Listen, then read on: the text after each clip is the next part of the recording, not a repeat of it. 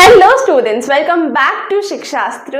आई am Leesha Thakur और आज हम कंप्लीट करने जा रहे हैं हमारा जो चैप्टर चल रहा है, फर्स्ट चैप्टर ऑफ इकोनॉमिक्स। यहाँ पे the story of village of Palampur यहाँ पे हम कंप्लीट करने वाले हैं इस वीडियो में। हमने अभी तक बहुत सारी चीज़ें पढ़ी, पूरा चैप्टर हमने ऑलमोस्ट कर लिया है। हमने पालमपुर क्या है, एक फिक्टिशियस विलेज, उसके बारे में जाना, वहाँ पे कितने लोग रहते हैं, कैसे रहते हैं, कितने लोग अमीर हैं, कितने लोग like not very well to do हैं, एंड काफ़ी लोग क्या काम करते हैं, उनका बेसिकली ऑक्यूपेशन क्या है, farming activities, non farming activities, ये सब कुछ हमने जो है वो अच्छी तरीके से जान चुके हैं। पालमपुर से बाहर निकल के ये वाला जो टॉपिक है हमको थोड़ा सोचने पे मजबूर करता है कि जो पूरी की पूरी दुनिया है वो एक तरीके से किस तरीके से हम उसमें रिसोर्सेज का यूज़ करते हैं, किस तरीके से हम रिसोर्सेज को यहाँ पे ओवर यूज़ करते जा रहे हैं। अच्छा, चैप्टर से हट के एक बार आप सोचिए, आपने न्यूज़ सुनी होगी, आपने सुना होगा क्लाइमेट चेंज के बारे में, आपने सुना होगा ग्लोबल वार्मिंग के बारे में। ये सब चीज़ें क्या हैं? ये सब चीज़ें एक आफ्टर इफ़ेक्ट है। आफ्टर इफ़ेक्ट मतलब एक जो हमने चीज़ करी वो है कॉज, और कॉज के बाद आता है इफ़ेक्ट, इफ़ेक्ट के बाद आता है आफ्टर इफ़ेक्ट। तो ये सब चीज़ें जो हैं वो एक आफ्टर इफ़ेक्ट है। किस चीज़ का? ये जो हम इंसान, हम जब मैं बोल रही हूँ इसका मतलब है इंसानों की बात कर रही हूँ मैं, ठीक है? आप बच्चों की बात नहीं कर रही हूँ, मैं अपनी बात अकेले किसी की नहीं कर रही हूँ। एज अ स्पीशीज़ ह्यूमंस ने जो डिस्ट्रॉय किया है प्लैनेट को, वो compete ही नहीं कर सकते। कोई भी स्पीशीज़ हमसे compete नहीं कर सकती इस मामले पे। तो इस मामले पे तो हम टॉप पे हैं, विनर हैं। किस मामले में? प्लैनेट को डिस्ट्रॉय करने के मामले में, ठीक है? Which is a not very good thing to be proud of, ठीक है? हमने प्लैनेट को कम्प्लीटली डिस्ट्रॉय कर दिया है। कैसे किया है? Air pollution, water pollution, soil pollution, सब पल्यूट कर दिया है हमने। एंड एनर्जी को हम इस तरीके से यूज़ कर रहे हैं, चाहे वो पेट्रोलियम रिसोर्सेज हो, चाहे वो लाइक हम कुछ भी, हमारा इलेक्ट्रिसिटी हो, everything we are over using. किसी भी चीज़ को हम यूटिलाइज नहीं कर रहे हैं, किसी भी चीज़ को हम यूज़ नहीं कर रहे हैं, हम सब चीज़ों को क्या कर रहे हैं? ओवर यूज़ कर रहे हैं। ओवर उनका ऐसा एक्सप्लॉइट कर रहे हैं उन रिसोर्सेज को कि वो आगे वाले जनरेशन्स के लिए बचे ही नहीं, which is the worst thing. जो आपने सुना होगा ग्लोबल वार्मिंग हो रहा है, क्लाइमेट चेंज हो रहा है। आज की डेट में जितनी गर्मी पड़ रही है इस साल, उतनी आज से पहले कभी नहीं पड़ी है।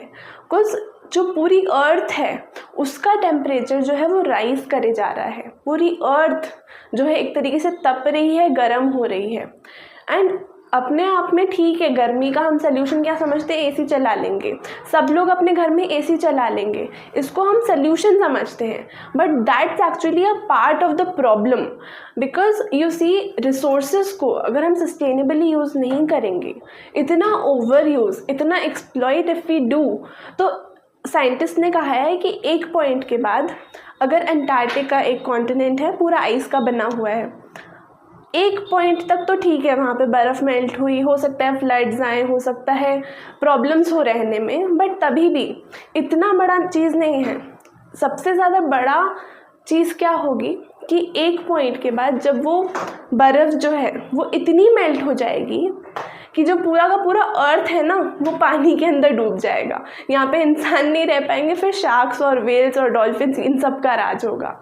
तो रिसोर्सेज को अगर हम एक्सप्लॉइट करते चले गए तो एक पॉइंट के बाद ह्यूमंस का ही एग्जिस्ट होना वो ही मुश्किल हो जाएगा, हमारा जो प्लैनेट है अर्थ उस पे। इसलिए ये टॉपिक हमको पढ़ाया जा रहा है इस क्लास में, ताकि हम आगे चल के अच्छे सिटीजन्स बन पाएँ, एक अच्छे नागरिक बन पाएँ, ना ही सिर्फ देश के बल्कि पूरी दुनिया के, पूरे ग्लोब के एक अच्छे रिस्पॉन्सिबल यहाँ पे हम सिटीज़न बन पाएँ। हम पढ़ रहे हैं सस्टेनेबल यूज़ ऑफ रिसोर्सेज। अब इसमें सस्टेनेबल वर्ड जो है, इसमें जो वर्ड है हमारा सस्टेनेबल, सस्टेनेबल का क्या मतलब होता है कि हम जो रिसोर्सेज हैं उनको इस तरीके से यूज़ करें कि हम उसको अपना नहीं समझें, हम उसको समझें बोरोड।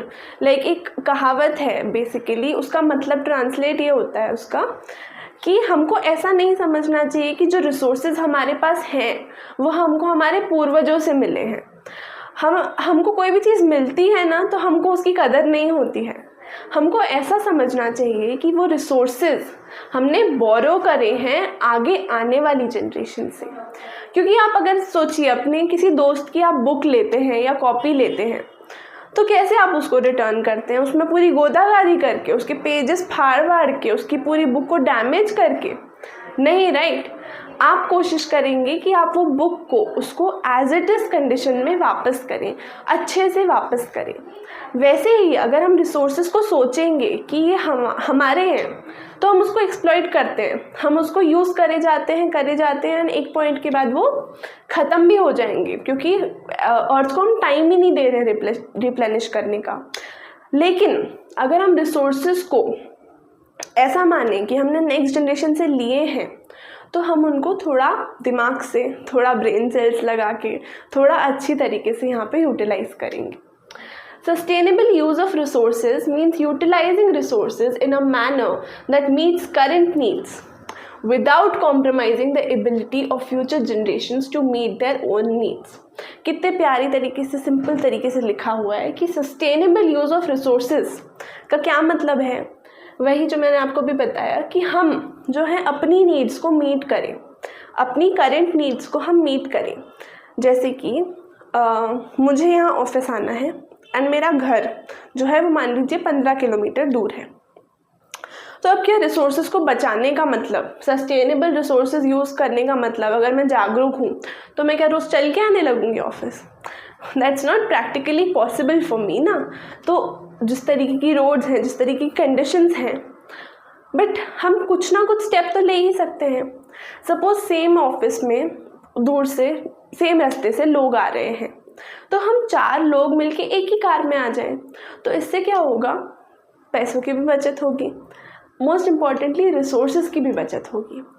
जो 4 लोग 4 बार फ्यूल यूज़ होता, वो 4 गुना फ्यूल यूज़ होता, उसको हमने एक ही बार में 4 लोग साथ में बैठ के आ गए एक कार में, तो वो यूज़ हमने रिसोर्सेज का उसमें कम किया, हमने यूज़ किया रिसोर्सेज का, हमने रिसोर्सेज को यूटिलाइज किया।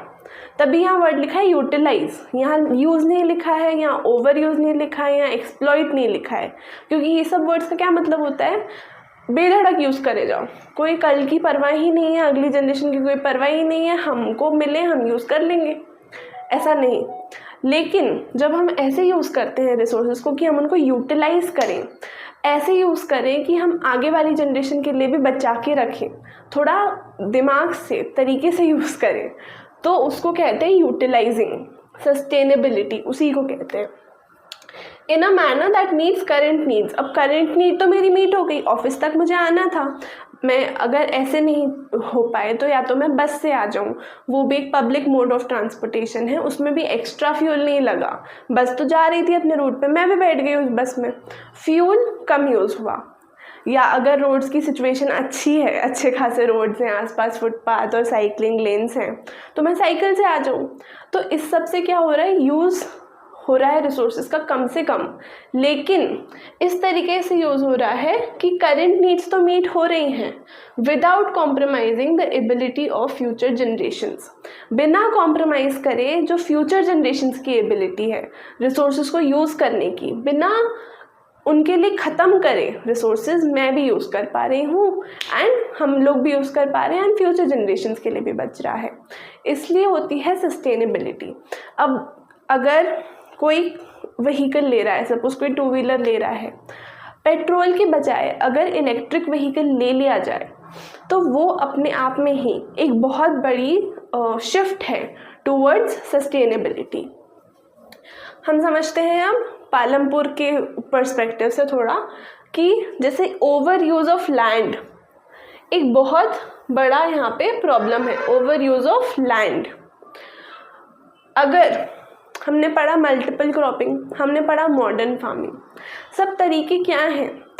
सब तरीके हैं कहीं ना कहीं लैंड को ओवर यूज़ करने के। क्योंकि हम लैंड को 1 मिनट के लिए भी चैन से खाली बैठने ही नहीं दे रहे हैं, एक सीज़न के लिए भी छोड़ ही नहीं रहे लैंड को। मल्टीपल क्रॉपिंग का क्या मतलब है, एक सीज़न में एक क्रॉप उगाया, दूसरे सीज़न में दूसरा, तीसरे सीज़न में तीसरा, साइकिल चलती जाएगी। लैंड को टाइम ही नहीं मिल रहा है सांस लेने का यहाँ पे। तो लैंड जो है वो अपने आप को रिप्लेनिश कैसे करेगा। मैं हमेशा कहती हूँ कि लाइक साइंस में भी हमने पढ़ा है, हर चीज़ में पढ़ा है कि अर्थ जो है it's a very big living being. अब जैसे अगर आपको कट लग जाए सपोज हाथ में, आप डॉक्टर के पास जा सकते हैं, बैंडेज लगवा सकते हैं, सब ठीक है, बट जो बैंडेज है वो नहीं भरता है आपके घाव को, आपकी बॉडी ही भरती है आपके घाव को। अगर आप बैंडेज नहीं भी लगाएंगे तो भी थोड़े टाइम में वो अपने आप बॉडी जो है उसको सील कर देगी, उसको ठीक कर देगी। अर्थ भी एक लिविंग बीइंग मानी जाती है, it's like the biggest living thing, ठीक है। क्योंकि आप यहाँ पे हम पेड़ काटते जा रहे हैं, हम एयर पल्यूट करते जा रहे हैं, हम वाटर पल्यूट करते जा रहे हैं, लेकिन अर्थ क्या कर रही है, कंटिन्यू, हमारी मदर अर्थ, हम पृथ्वी माँ बोलते हैं, पूरे time she is working hard अपने आप को सही करने के लिए, ठीक है। वाटर पल्यूशन होता है एक पॉइंट तक, फिर वो ठीक करने की कोशिश करती है। एयर पल्यूशन करते हैं हम, लेकिन हम अगर एक रात मतलब सुबह उठते हैं तो हम, अगर आप एयर क्वालिटी चेक करते हैं तो सुबह उठते हैं ना हम जब 5 बजे 6 बजे, तब air quality is much better रात के कंपैरिजन में। तो अब वो एयर प्योरीफायर तो लगाए नहीं थे हमने पूरे शहर में, वो कैसे हुआ, क्योंकि अर्थ अपने आप को सही करने की पूरी कोशिश करती रहती है। अब वही केस है लैंड में। Continuous use of land for farming without adequate rest. किसको रेस्ट देना है हमको, अर्थ को रेस्ट देना है, लैंड को रेस्ट देना है, किस लिए, फॉर रिप्लेनिशमेंट। रिप्लेनिशमेंट मतलब अपने आप को वापस सही कर लेती है अर्थ। अगर हम उसको रिप्लेनिश होने का टाइम देंगे तो वापस से सही हो जाती हैं चीज़ें, पर हम तो टाइम ही नहीं दे रहे हैं। हम तो season by season multiple cropping कर रहे हैं, मॉडर्न फार्मिंग कर रहे हैं, पेस्टिसाइड फर्टिलाइज़र डाले जा रहे हैं बिना सोचे बेधड़क। Okay, this can lead to soil degradation, जो हमने पढ़ा था मॉडर्न फार्मिंग में भी। उसका जो ड्रॉबैक है कि ठीक है, हमारा जहाँ पे 10 क्विंटल प्रोडक्शन होना था वहाँ 40 क्विंटल प्रोडक्शन हम कर रहे हैं, लेकिन वो कब तक वो सस्टेन हो पाएगा।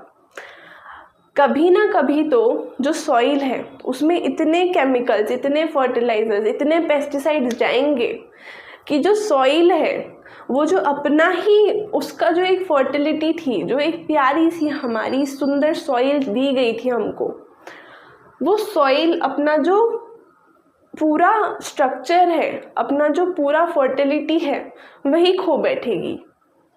एंड फिर हम इंसान क्या करते हैं, फिर अगर सॉइल ख़राब हो गई तो वहाँ पे अच्छे से फसल नहीं उग पा रही, तो हम और HYV सीड्स डालेंगे ताकि और प्रोडक्शन हो, फिर और फर्टिलाइज़र और पेस्टिसाइड डालेंगे। कंटिन्यूस विशियस साइकिल बनती जाती है इससे।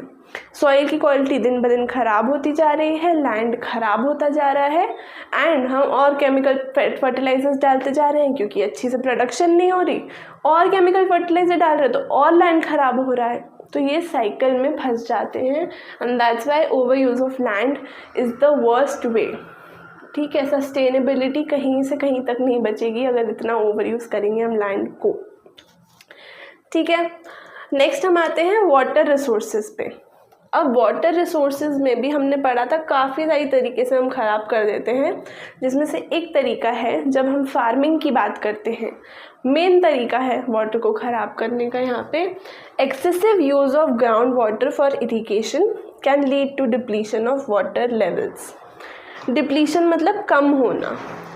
ग्राउंड वाटर हमने पढ़ा था, देखिए ये मान लीजिए लैंड है, ठीक है, सॉइल है, इस पे हमने क्रॉप्स लगा के रखे, क्रॉप्स उग रहे हैं हमारे, ठीक है।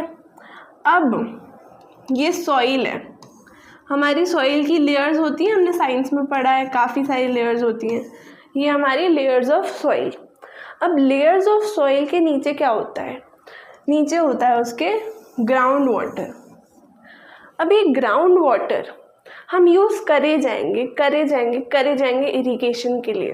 कैसे यूज़ करते हैं हम, यहाँ पे वेल्स होते हैं, ठीक है, वेल्स में से पानी निकालते हैं हम बकेट लगा के जो भी, एंड उसके बाद इरिगेशन करने के लिए प्लांट्स पे डालते जाते हैं। इतना ज़्यादा अगर हम यूज़ करेंगे HYV सीड्स में, आपने पता है कि उसमें डबल या ट्रिपल यहाँ पे वाटर लगता है HYV सीड्स को ग्रो करने में, क्योंकि इतना ज़्यादा वहाँ पे कंटिन्यूसली उन सीड्स को वैसा रहता है, क्योंकि वहाँ पे केमिकल्स बहुत ज़्यादा यूज़ होते हैं, वहाँ पे फर्टिलाइजर्स बहुत सारे यूज़ होते हैं, वहाँ पे पानी भी जो उन क्रॉप्स हैं उनको ग्रो करने के लिए बहुत ज़्यादा यहाँ पे यूज़ हो जाता है। तो इस तरीके से हम वाटर को भी, रिसोर्सेज को भी ख़त्म करते जा रहे हैं। ओके, एग्जाम्पल के थ्रू पढ़ते हैं, बहुत रिलेटेबल, बहुत छोटा सा है, इस पर हंसी भी आएगी आपको, बट आप इसको पेन के तरीके से नहीं, एक पूरे पृथ्वी की तरीके से सोचना, ठीक है। If you keep using your favourite pen without refilling it, आप अपनी फेवरेट पेन को यूज़ करते जाओगे बिना रीफिल करें, ठीक है, eventually it will run out of ink, ink खत्म हो जाएगी उसमें से। Similarly, if resources are overused, they may become unavailable for future use. अगर हम रिसोर्सेज को एक पॉइंट से ज़्यादा यूज़ कर देंगे कि अर्थ जो है वो उसको रिप्लेनिश ही नहीं कर पाएगी, ना हम उसको टाइम देंगे रिप्लेनिश होने का, तो क्या होगा, एक पॉइंट के बाद रिसोर्सेज ख़त्म हो जाएंगे, फिर फ्यूचर जनरेशन्स के लिए बचेंगे ही नहीं, ठीक है। अब इसका हम यहाँ पे देखते हैं एक इफ़ेक्ट क्या होता है। In many parts of India over use of ground water for irrigation has led to significant drop in water levels to make use of farmers difficult for sustaining their crops. अब यहाँ क्या किया है हमने, जैसे अगर आपने पंजाब वगैरह के बारे में सुना होगा, वहाँ पे बहुत साल से चल रहे हैं HYV सीड्स, मॉडर्न फार्मिंग, वहाँ पे बड़े बड़े किसान हैं, तो उन लोग के पास बहुत पैसे थे, उन लोगों ने पहले से बहुत टाइम से चल रहा है यहाँ पे, लेकिन अब हमको उसके दिख रहे हैं आफ्टर इफेक्ट्स। अब हमको दिख रहा है क्या कि वहाँ पे जो ये ग्राउंड वाटर लेवल था, हमने यहाँ ड्राइंग से समझा था, ग्राउंड वाटर लेवल जो है वो यहाँ पे ख़त्म होता जा रहा है। एंड अब जो किसान हैं जो वैसे क्षेत्रों में रहते हैं जहाँ पे इतना ज़्यादा ओवर यूज़ हो चुका है ग्राउंड वाटर का, अब उनको दिक्कत आ रही है फार्मिंग करने में, ठीक है। तो it is very tough and very very difficult for them.